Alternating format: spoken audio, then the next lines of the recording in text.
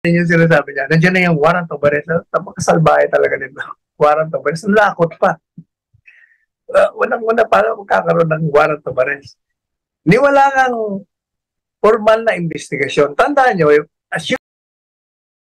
Welcome to my party, we're just getting started. A life is a dream or a nightmare scarring. Hand me a drink. Ayan, magandang umaga sa inyong lahat, Luzon, Visayas, Mindanao at sa iba pang panig ng mundo. Ito, pag-usapan natin itong reaksyon ni Attorney Sal Panelo patungkol dito sa mga ipinapakalat na chismis ni dating Senador Antonio Trillanes. Nako. Ito, may mga masama na naman binabalak itong tao na ito. Oo, palibasa kasi wala na siya sa limelight. Balita natin ayon dito kay Attorney Sal Panelo, tatakbo daw itong mayor ng Caloocan, kaya nag-iingay na naman. Oo, parang binubuhay niya yung patay niyang karir diyan sa politika. Ito, tinitira na naman ni Senator Antonio Trillanes ang mga Duterte patungkol dito sa ICC, yung pagpasok ng ICC na sinasabi niya aaresto na raw, lalabasan na raw ng warrant of arrest itong mag-amang Duterte kasama si Senator Bato. Pero sinoplak siya rito, binara siya rito ni Attorney Sal Panelo. Ito, panoorin natin kung gaano siya ginisa ni Attorney Sal Panelo. Puntahan na po natin itong dating senador galing sa militar. Dahil kaya ito naging senador. Nabola ito Kinalaban niya yung gobyerno. Nag-coup. Pumunta niya sa Makati. Yung pala, 10 putok lang. Sumuko na kagad. Anyway. Pagkatapos ng maging senador siya, kung ano nung mga kalokohan pinaggagawa niya, katakot-takot na paninira ang ginawa niya kay Presidente Duterte. Matatandaan niyo, hindi po ba nung tumatakbo si dating Pangulong Duterte, naglabas siya siguro ilang araw bago mag-halalan. Tinakbusahan siya ng meron siyang depositong milyon-milyon sa kanyang BPI account dyan sa Ortigas. Hindi po ba ako nag-abogado kay dating Presidente Duterte noon? Kaya anong kinalabasan noon? Ayun, lumalabas. 15,000 lang ang pera niya sa bangko. Napakasinungaling ito Tapos, pati yung sa kaso ng ICC, meron siyang kinausap na abogado noon, namatay na nga At pinapay niya na kung ano-ano. Yung abogadong namatay, si Atty. Sabio. Hindi siguro makonsensya, winidraw niya yung kanyang demanda. Reklamo niya doon sa ICC. Sinabi niya, puro lang politika ito, pakulo lang ito lahat ng dating senador. Ngayon, ang balita natin, sa kanya, 98% na raw, natatakbo siya bilang alkalde ng Caloocan. If you remember, after his stint as senador, tumakbo siya nung nakaraang halalan lang. At hindi siya nanalo. Dahil sabi, yung na-issue lang sa niya, yung taong bayan, hindi na ginusto na ibalik siya. At after that, hindi na natin narinig. Every now and then, gusto niya maging relevant. Kung ano nung ini-issue niyang statement. Ang latest na statement niya, kahapon hiningan tayo ng statement, ano ba masasabi ko, dun sa inilabas na payag ni Rebelde na naging senador, na yun daw kung mga nag-iimbestiga sa ICC, narinito na at natapos na ang investigasyon at kumpleto na ang ebidensya laban daw kay dating Pangulong Duterte at sa mga iba pang isinasakdal dyan sa ICC. Hindi lamang yan. Ito pong baguhin at Rebelde sundalo na naging senador. Dinagdagan niya pa, nag-intriga pa Sabi niya, darating na very, very soon ang mga warrants of arrest.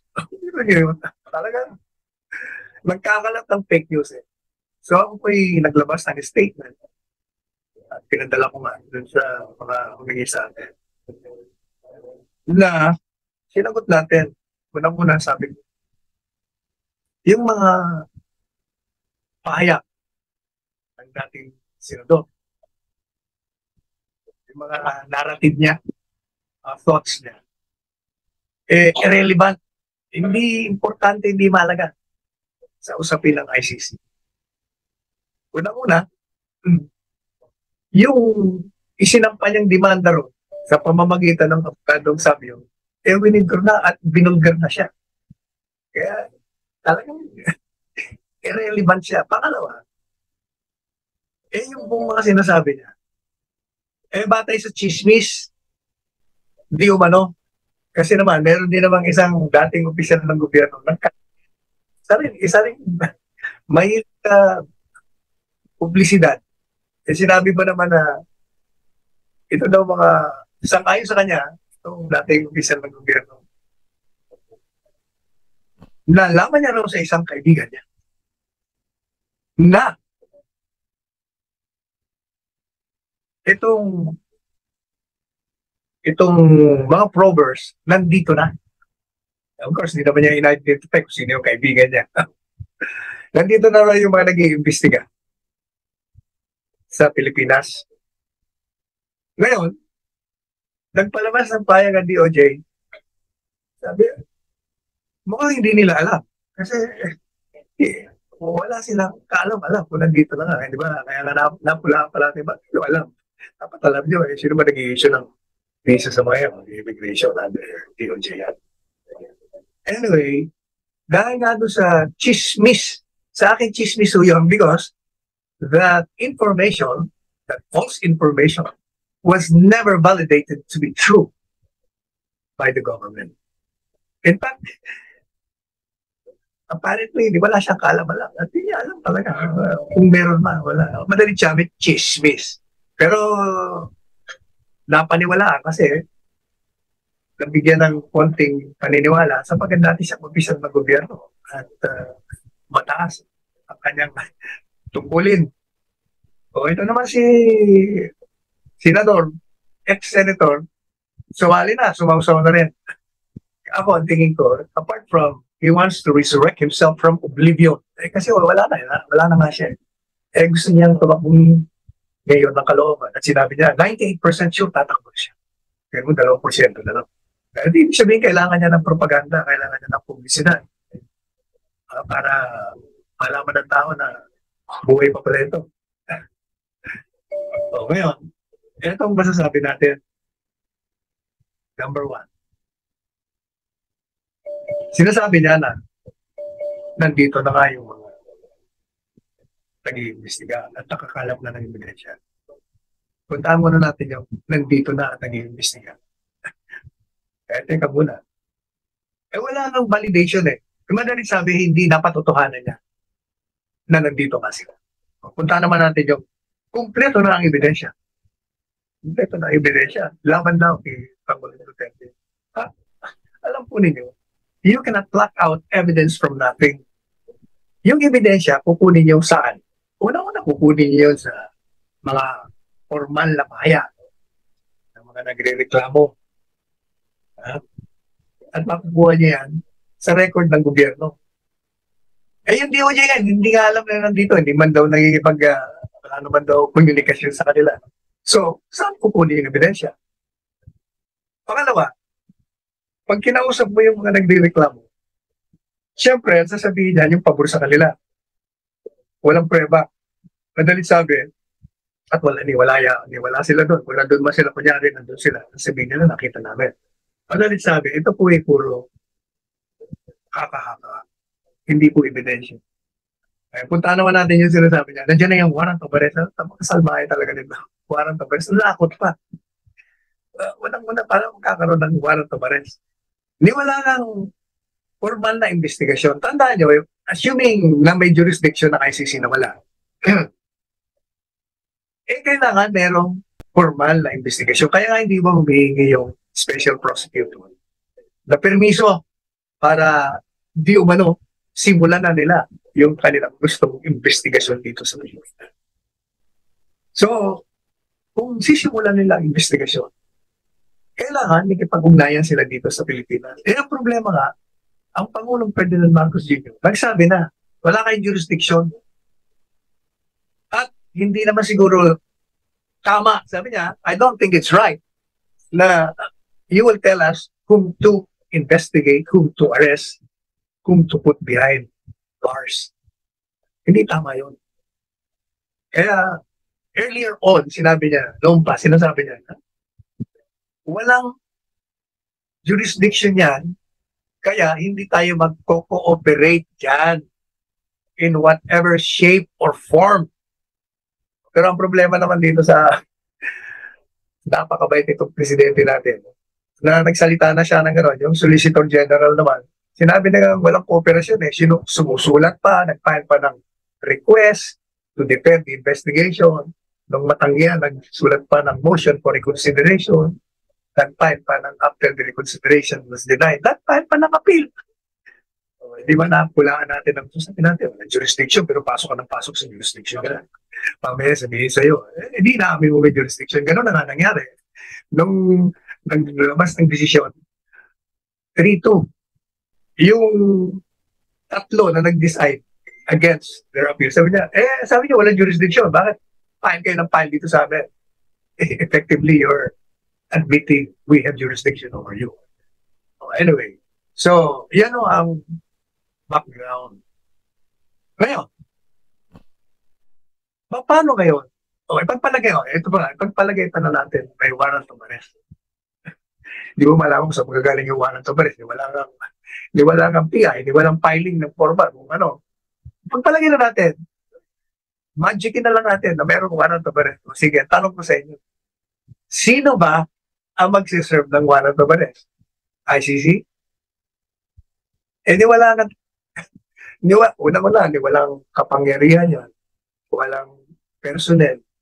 Walang mga pulis. Wala ko sila eh. Ito ICC, it relies on the government member. Kailangan mag-cooperate. Kaya nga, ang kailangan talaga nila cooperation ng gobyerno kasi ang magsiserve ng warrant, di yung mga pulis ng bansa rin natin. Kaya kailangan nila talaga ng kooperasyon. Otherwise, useless lahat siya. Hindi po ba? Kaya itong pinagkabalbalan ng dating senador, ayaw kong ibigay ang pangalan niya kasi gustong-gusto niya yung pangalan niya maririnig. Publisidad nga naman eh. Kaya napapansin nyo, yung mga pasaway sa akin, ayaw ko nang banggitin ng mga pangalan dahil yun ang gusto nila eh. Mapabanggit ang mga pangalan nila kahit ang binabanata mo. Sabi nga nila, any publicity, good or bad, is still publicity. Pero we will not accommodate them. So, madalit sabi, kabulastugan, kabalbalan ang pinagsasabi nito. Number 2, punta naman natin, meron nung kasing pahayag naman itong akala ko hindi ko na siya pupulaan kasi pag marinig natin na may sakit siya at malubha ang karamdaman, alam niyo, siyempre, bilang tao, hindi naman po pwede na may sakit na pala. Kaya hininto na natin ang pagpula sa kanya. Pinagdasal ko pa nga eh. Siya'y gumaling ang ating Secretary of Justice. At tuminto ako ng mga pagpuna sa kanyang ginagawa. And we wish him well. Pero nakita ko siya ng isang linggo, lumabas sa isang press con. Baka naman malusog na siya. Aparte, fake news din yung sinasabing nasa masela na siyang karamdaman, kaya siya papalitan na, ganito, ganyan. Puro fake news. Talagang uso ang fake news ngayon. Kaya lang, it's bothersome yung kanyang mga pahayag. Kasi nung hindi ako nagkakamali, Biyernes ng hapon lumabas yun. Kaya hindi natin natalakay yun sa anong mga programa natin. Kasi Sabado na tayong programa. Linggo natin. Meron siyang binabanggit na ganito ang pagkakasabi niya. The government will not stop the ICC from investigating the war on drugs policy of the former President Rodrigo Roa Duterte. Sabi niya, if they're not doing anything illegal, we can't do anything about it. Sabi niya, for as long as they follow legal procedures, hindi natin sila pakialaman. Naku, alam nyo, ayan, sasama na naman loob sa akin ng ating kapwa-abogado, SOJ, Secretary of Justice. Yung pong sinasabi niya, for as long as they follow legal procedures. Ano ba yung legal procedures na tinutukoy mo? Ang legal procedures po, ang sinasabi sa ating batas, anumang krimen na naganap dito sa ating bansa, ang merong tungkulin at may kapangyarihan na mag-imbestiga at umusig doon sa mga lumabas at pinaghihinalang gumawa ng krimen ay ang gobyerno. Yan ang legal procedure. Tayo may otoridad, tayong authority na tinatawag, kapangyarihan, karapatan. Bakit? Sapagkat independent free state tayo. May sarili tayong kasarilan. Meron tayong sariling sistemang legal. In the same way that we cannot investigate the crimes committed elsewhere, sa ibang bansa, hindi po pwede rin yung ibang bansa makialam dito sa atin at pangunahan tayo. No country or any international organization has the right to investigate crimes occurring here and prosecuting the offenders thereof. Kaya napaka-basic ko. Kaya hindi ko maintindihan, bakit siya sinasabi, kung nandito sila, hindi natin sila pakikialaman. Kung ang premise nga mo natin, hindi po pwedeng makialam ang isang bansa o ang isang organisasyon ang kaibigan ng internasyonal. Ang manghimasok sa sistema legal. Paano sasabihin ngayon na hindi natin sila, hayaan lang natin sila rito? Yung precise yung sinasabi mo legal procedure, yun na nga ang procedure Wala sila, hindi sila po pwedeng pumasok dito. Kasi kung hahayaan po natin silang pumasok dito, anong resulta? Since we are an independent state, and therefore, we have our own sovereignty, territorial integrity tinatawag. Pag yan ay pinabayaan yung panghimasukan tayo, pakialaman tayo na hindi na tayo iimik, that is a complete surrender of our birthright as a nation. Sinusuko na natin ang ating kasarili sa mga loob niya. Pero kung papabayaan lang natin, pwede ba yun? Hindi po pwede yun. Kaya, very disturbing yung payag ng yesterday. Sapagkat, number one, yung posisyon niya, kung ito'y naglalarawan, if it reflects the position of the government, then this is a paradigm shift from the previous position of the government. Ano bang dating posisyon? Ang dating posisyon ever since ay walang jurisdiction. Sinimulan niyan sa panahon ni Presidente Duterte. Tinuloy ng Presidente Marcos Jr. Ngayon, bakit ba walang jurisdiction? Balikan natin sa sabi nga ni Presidente Duterte, walang jurisdiction yan, walang sa pool, kasi yung batas na Rome Statute na lumikha sa ICC ay never naman na ipatupad dito, unenforceable. Sapagkat hindi yan nalathala sa official gazette na isang legal requirement sa Kodigo Civil pursuant to the constitutional provision on due process na kailangan kung merong batas na ipatutupad at meron kang ipoprosecute, pakulong, dapat malaman ng mga taong ididimanda mo yung merong krimen silang ginawa. Pag hindi mo nilatana yan, the presumption is walang batas. Pangalawa, yun ang sabi ni Presidente Duterte. Pero dahil nga yung ibang abogado noon, sa Malacanang, ang feeling nila, hindi, pumasok tayo sa treaty. Member tayo dyan. Meron jurisdiction. Madalit sabi, hindi sila palo doon sa teorya ng Presidente Duterte noon. Ako, I agree with him. But, para lang matapos na yung usapan, sabi ko, ang problema lang ba, may jurisdiction sila dahil membro tayo. Eh, di kumalas tayo. Simple lang yan, mag-withdraw tayo. Di tapos na ang usapan. Oh, kaya, di ba, kinikwento ko sa inyo, dali-dali, kumakagal ako ng position paper. At nung mabasa ni Presidente Duterte, pinirma niya agad. Oh, yun ang dahilan doon. Pag-withdraw. Eh, talaga namang walang jurisdiction eh. Kahit na anong silip niyo doon sa Rome Statute, sinasabi nila na, hindi, under the Rome Statute, kahit na kayo nag-withdraw, you are under obligation to cooperate with us. Bakit? Eh, kasi yun ang nakalagay sa provision.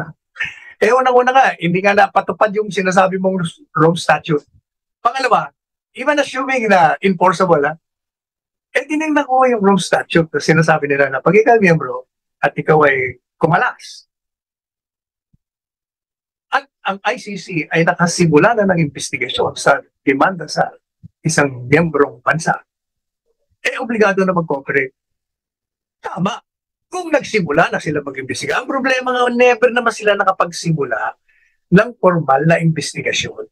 Ang sinasabi nilang investigasyon, iniimbestiga nila noon, kung maaari silang pumasok sa miyembro ng isang bansa ng ICC kung merong reklamo on crimes against humanity. Kasi merong kondisyon kahit na miyembro ka, hindi pa pwede basta makikialam yung ICC. Kailangan, unang-una, para makapasok yung ICC, ipakita mo na walang kakayahan na umusig yung bansang miyembrong yon sa mga lumalabag sa crimes against humanity. Pangalawa, ipakita mo kung may kakayahan man pero ayaw nilang usigin sapagkat siguro yung mismo mga dyan sa gobyerno ang mga gumagawa ng kalokohan, gumagawa ng krimen. That's the only time by which the ICC can acquire jurisdiction over member states. Eh, ang problema nga hindi naman sila nakapag-umpisa ng investigasyon. Ang investigasyon na tinutukoy nila, yung preliminary inquiry on whether or not it can acquire jurisdiction dahil doon sa principle lang nakalagay dyan sa Rome Statute. Napapasok lang kami, una dyan yung dalawang kondisyon. Hindi po ba? So, ano ngayon? Ano ngayon ang mangyayari? Eh, para sa akin, kung ako tatanungin, ang ating pamahalaan, number one, yung pong mga opisyalis sana ng ating pamahalaan, bago sana kayo magsalita, tanungin niyo muna yung principal ng ating presidente. Kasi, iba ko sinasabi ng presidente, iba sinasabi niyo. Masisira ang presidente natin yan. Kabaluntuanan, kabaliktaran ang sinasabi ninyo sa sinasabi ng presidente. Hindi porket mabait itong presidente natin, inaabuso naman natin ang kabaitan niya. Kasi, yung mga nakaraan, yung Solicitor General, hindi niya man nire-reprimand. Pinapabayaan niya lang. Kasi, the presumption is when the president speaks of a foreign policy, that is the policy of the entire government machinery. Whether you are a subaltern, subordinate, a member of the cabinet, or member of the legislative branch or the judicial, iyan ang patakaran. Walang makakabago yan, siya lang. Because she is the chief architect of foreign policy. Kaya siguro, sabi ni Presidente, siya na magsalita. Ako naman ang nagsabi na walang jurisdiction. Mabait. Pero, sa akin po makakasira ay gusto nating magtagumpay itong presidenteng ito. Tulungan natin. Ngayon, it would be a different story kung itong si Secretary ng Justice may go signal. Which I doubt, but assuming na meron, siguro mas magandang manggagaling sa presidente mismo. Kasi kung magkakaroon tayo ng pagbabago, unang-una, alam nyo, hindi mo magandang tingnan na mabago-bago tayo ng ating posisyon. Hindi magandang tingnan. Masama, makakasira talaga. Parang hindi natin naiintindihan kung anong posisyon na gusto natin. At basic, napaka-basic na talagang dapat hindi pinakikialaman ng isang bansa. Ang isang bansa kaugnay sa pagpapatupad nila ng batas nila. Wala talaga silang kapangyarihan, walang karapatan, absolutely not whatsoever. The only exception to the rule is that when that country allows it, kung gusto niya, the long and short of it. Kaya ito si Presidente Duterte, natatawa lang sa inyo eh. Nayayamot lang siya dahil alam nyo, kahit na ikaw natatawa lang, mabubuisit ka rin pag naririnig mo itong mga pahayag, mga pinapailan lang, pinalilipad, itong mga, ba't tawag mo dito, mga chismoso, o mga mahihilig sa publisidad. O talagang ano lang, gusto lang sirain ang imahin ng mga Duterte. Tuloy na, mag-segue tayo sandali. Hindi pa pwedeng hindi ko sabihin. Kasi nasa dyaryo na naman. Pinupuri daw ni BP Inday Sara itong isang kapatid ng Presidente Marcos dahil salamat daw sinusuportahan niya ang mga Duterte. Alam sa totoo niya, walang galang na. Ako, ang karanasan ko kasi dito sa kapatid na ito, hindi maganda eh. Ang aking karanasan, kami sa panahon ng dating Presidente Duterte. Pag may problema ito, tinutulungan ni Presidente Duterte at ako ang pinapatugon sa kanya mga problema. At ako naman, dahil may validity naman yung mga hinihingi niyang tulong. At saka yun na naman ang gusto ng Presidente Duterte. Tinutulungan mo natin. Pero problema, ang pansin-pansin, kilala ka lang nito pag pag may kailangan. Pag hindi, wala na. Kaya sinasabi, hindi ko masyadong bibigyan. Hindi lang masyado. Hindi ko bibigyan ng pagpapalaga. Yung mga sinasabi niya, bakit kaya? Number one, re-electionista yan. So, naghahanap ng kakampiyan. Number two, tsapwera siya sa administrasyon.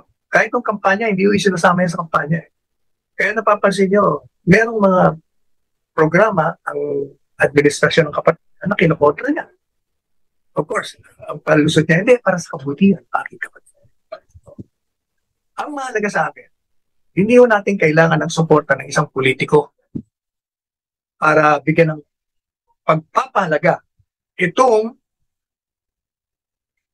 number one, kahusayan, number two, kadakilaan at popularidad ng isang dating Pangulo o ng Vice Presidente. Naman, may tumatawag na.